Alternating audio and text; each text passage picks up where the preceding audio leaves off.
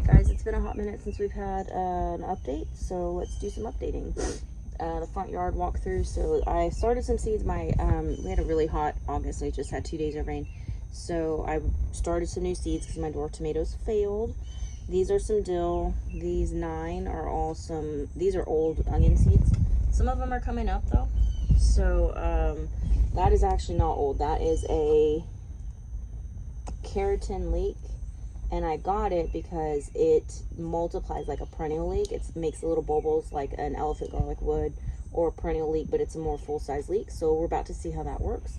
Ailsa Craig onions seeds are pretty fresh. Scarlet Bandit seeds. I got these because they are a type of red bunching onion, or they could be bunching. They could be like multiplier onion. We'll see. These are snapdragons, tall snapdragons. I really wanted to see if I get some growing for the fall, but I managed to score some Garnet Mountain multiplier onions. These are a variety that was bred by Kelly Winterton, and I had them several years ago, and I have not been able to find them since. Found them, very happy. Paid more than I wanted to, but worth it for me. I am going to cut down pretty much all my pepper plants and stuff today, bury these in the beds, and I'm not sure if I'm going to plant turnip seeds in those beds, if I'm just going to let them rest. I'm not really sure what I'm doing yet, but I know I'm going to cut down pretty much everything, plant those somewhere, like in 3 different places around the back gardens, because if you don't know already, as a gardener, you should be putting stuff in multiple places, because it's guaranteed probably going to fail in one of them. And if you put them in multiples, you know, you can find out where the best place is, and you have backups, right? So when I cut down all the stuff in the chicken run, those 3 beds, those 3 metal beds in the chicken run, I'll plant those into the center of those beds. These are some beautyberry bushes. When I do my video for the back garden, that big sandy kind of square where I used to have the chicken coop, and we were planting squash house and some greens and tomatoes. So I cleaned most of that out and planted some potatoes, and I'm going to put my garlics there too. But anyway, I'll show you guys all that. This is some seeds I got for a passion fruit vine, Passiflora foetida. It's supposed to be this beautiful pink flowered, kind of frilly, kind of lacy, kind of encapsulating the blooms. Anyway, I saw it on a YouTuber I follow, her channel, and and also Cece's Garden, like they're buddies, and so Nicole's Garden is the one that I saw it on first. Anyway, I love it so much. I've been hunting it down. If I could go to Cleveland, Texas, I would go to their plant swap and just get some from her, because I know what hers is going to be. Seeds, you never really know what you're getting, right? So we'll see, guys. Anyway, catmint's looking a little sad, right? It got so dry. It got so dry. I've been trying desperately to water everything, and it got so hot. And as you know, clematis hates being in, it does not like to be dry and hot. It likes cool feet and sunny tops, right? So it was just dry and hot no matter what I did. This guy's coming back. I don't know what to do with him, but we'll see if it puts any flowers on this year. Come on. There you go. So yeah, I probably should cut down all of that business, but I probably won't, let's be honest. I did, however, top up several of the pots in the front yard. That got topped up.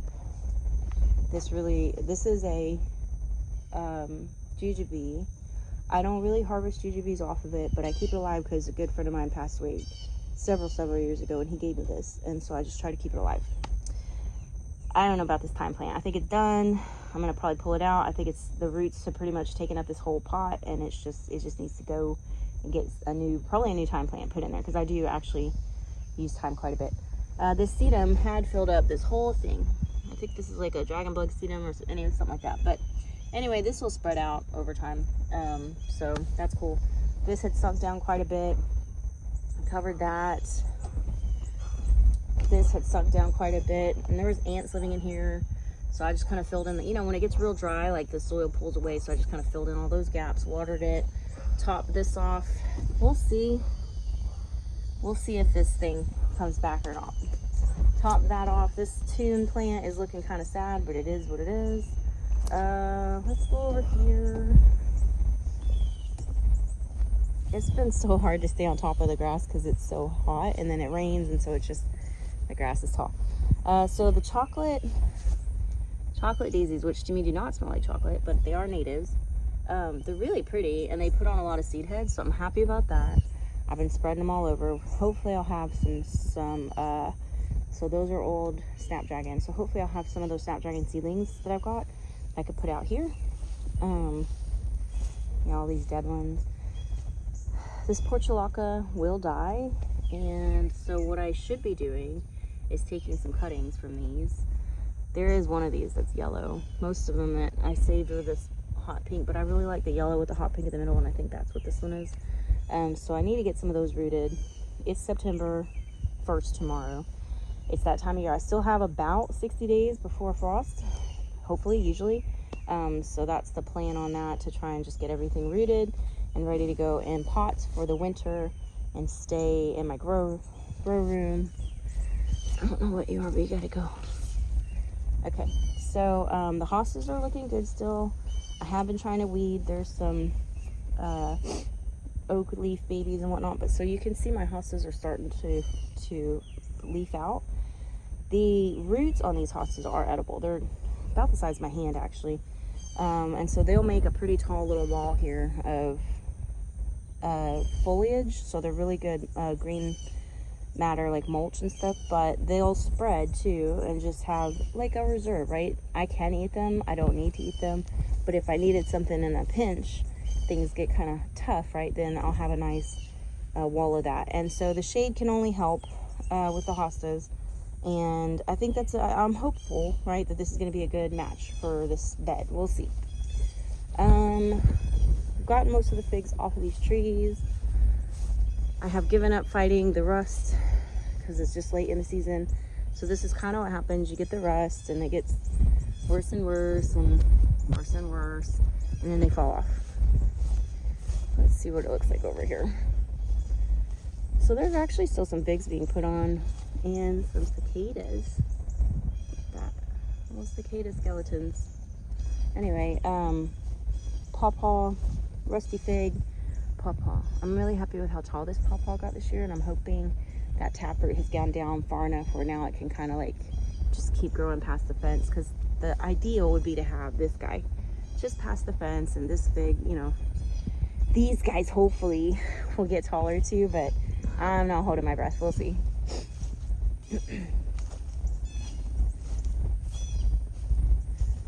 Probably should have started back there so this would be a shorter video and like less boring, because I don't have video editing software and I haven't figured out how to do it, so that's why half of my videos are very, very long.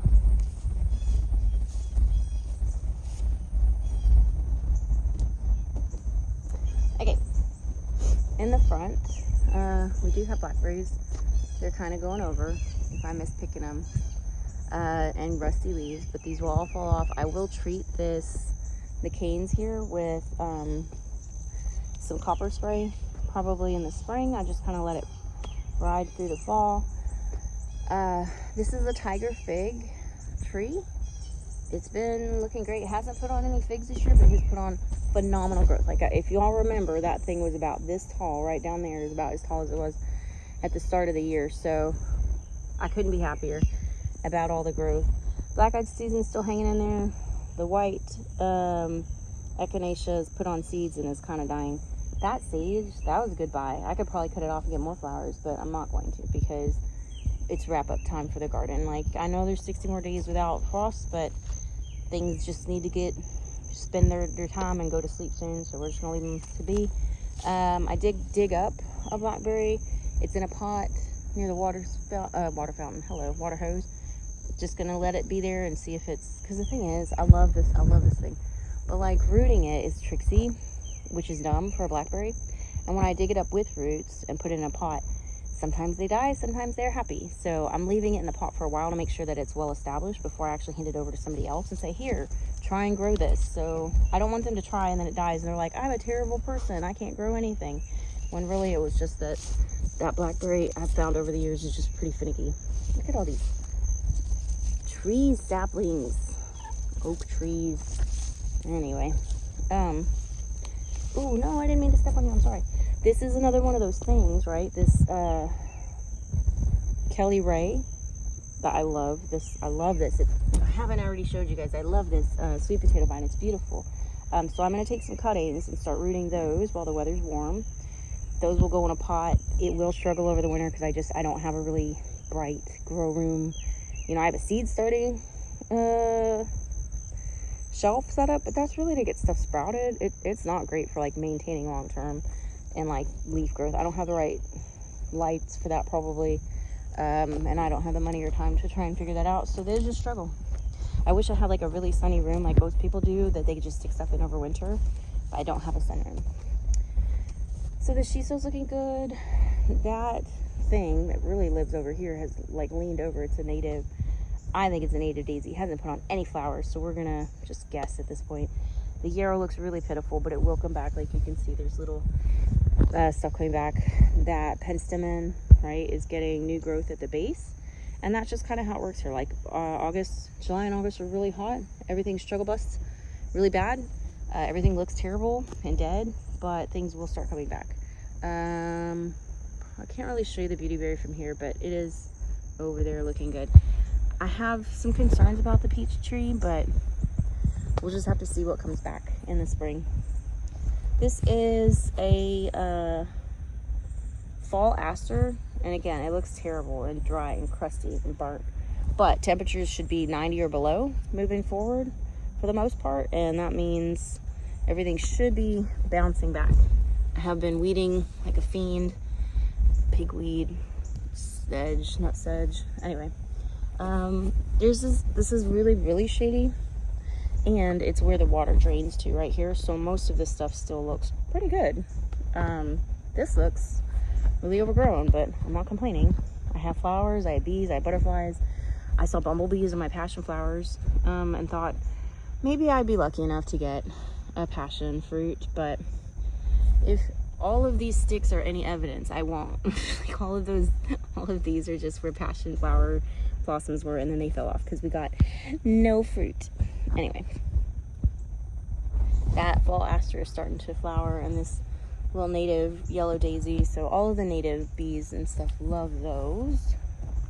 I thought I had dug out this yam, but clearly it's still growing here. I'm just gonna let it. The yam has taken over quite a bit.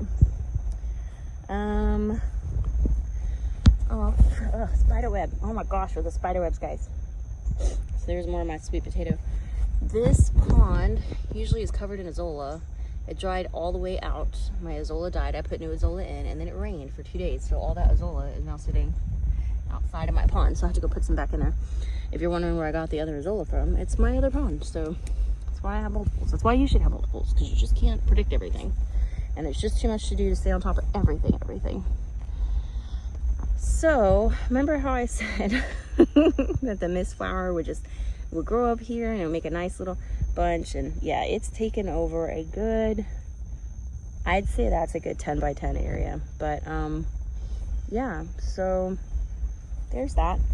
My decimated Baptisia is coming back, which is nice, right? That's why I don't stress too much when the caterpillars get a hold of it. So again, all the way from here to here is the pink Turk's cap. It's grown up in the fig. I don't love the Turk's cap. I hate how it takes over everything, but there are bees, there are hummingbirds, there are butterflies, there are things all over that red and pink Turk's cap. So that's why I kind of put up with it. I hate this California spice bush that started here, migrated here, and just, it's very untidy. Anyway, my mom's mum that she gave me, still looking good. I will get some flowers out of there. There is a rando watermelon vine I keep seeing like randomly snaking around here. Well, we'll see what happens with that. Not really expecting much. That sage bush is still going strong. It looks like one of these mulberries either dropped a berry or is coming back from the roots. Either way, I'm fine because nothing I planted here actually took this year, so we're good with that. This is a some type of, I think it's not a Aronia berry. My berry bush, I can't remember. Anyway, it's alive, but it's also like fighting, right, with my verbena, which I really like this verbena. It took over way bigger than I expected it to, and I'm okay with that. It's probably gonna die down.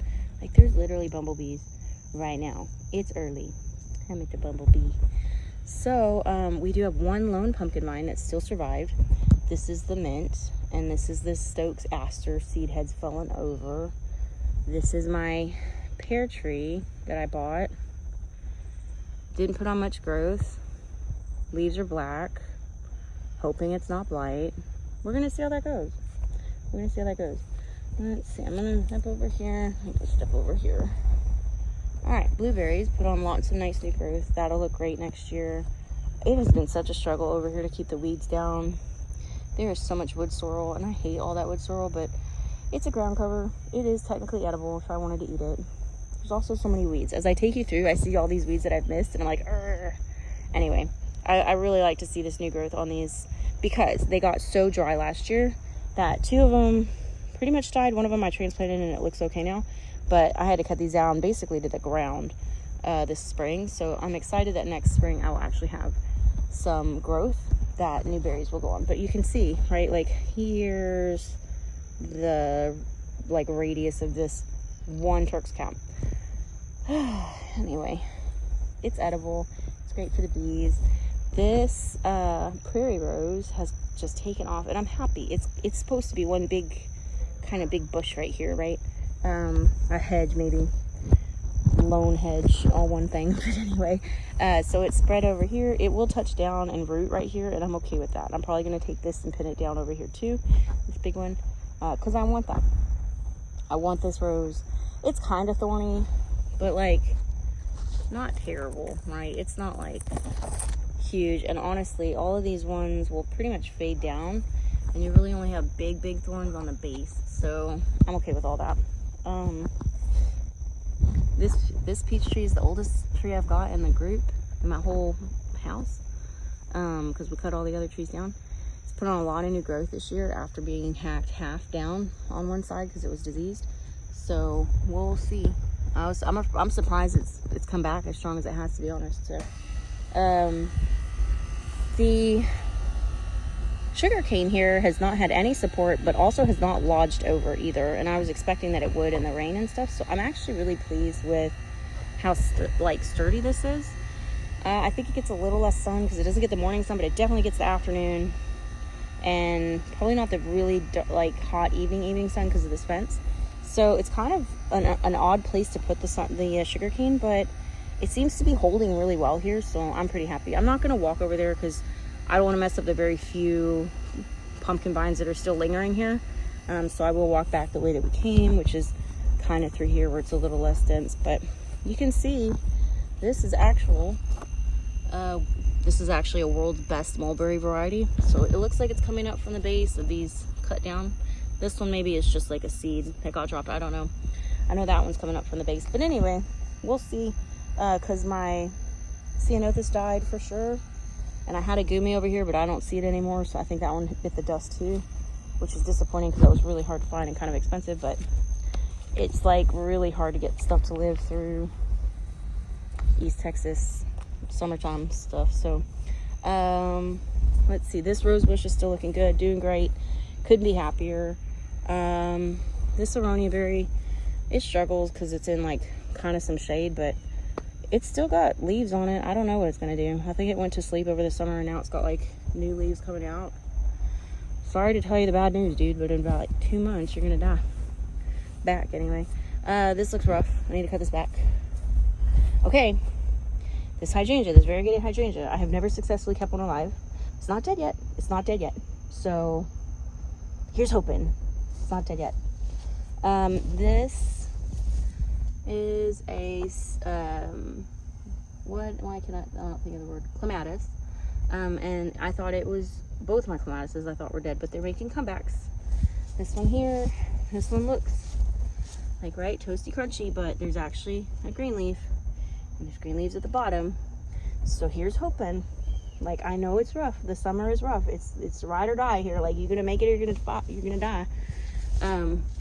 I don't have the time or the water to baby everything as much as I wish I could. So like all the Sweet Williams died. I know my crap. This is not a crab apple. This is a plum. Let's look at this wildflower garden. So it's rough. It's rough. It is rough. We have this native sunflower, which the bees love, but it looks really bad. Probably gonna cut down these stalks.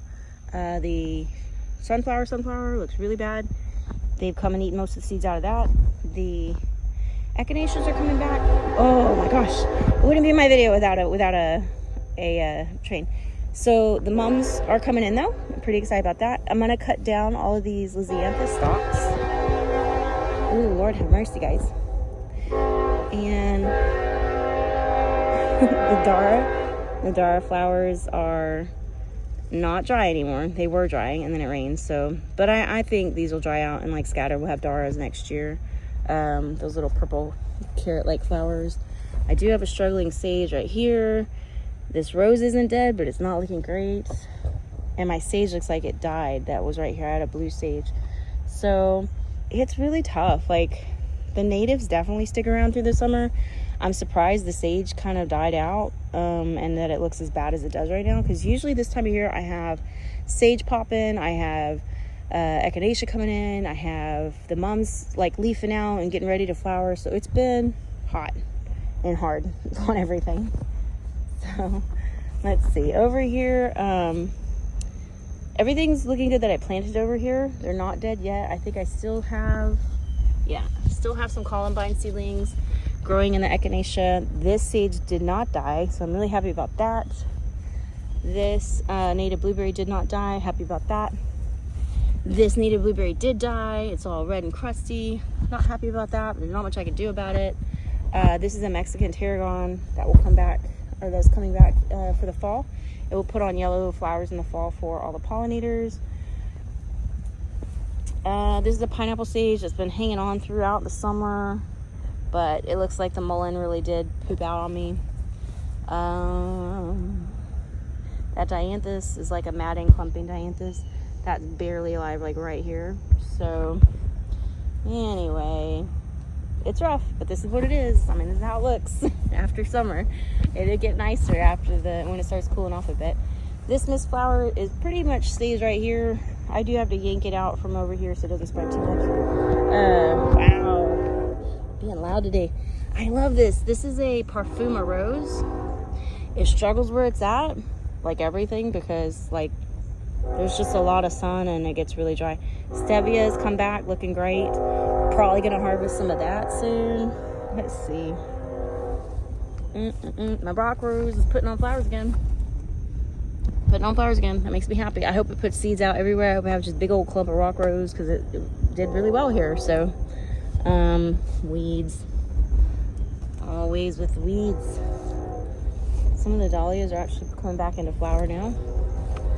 All right, well, these blueberries, I need to get over here so you can kind of see there's like some dead blueberry sticks that I need to trim off. But there's been new growth on here, and I'm really happy about that. So yeah, everything looks kind of rough. I'm gonna replant these two with some Tom Thumb peas and some lettuce and some probably kale, because the kale will hang on through the winter here unless it gets really, really cold. So yeah, wish me luck. I got to get some stuff rooted for overwintering. I got to get some stuff planted, and hopefully these little seedlings will grow big enough and strong enough, fast enough, where I can get them in the ground, because the snapdragons generally will overwinter here too. So, all right, guys,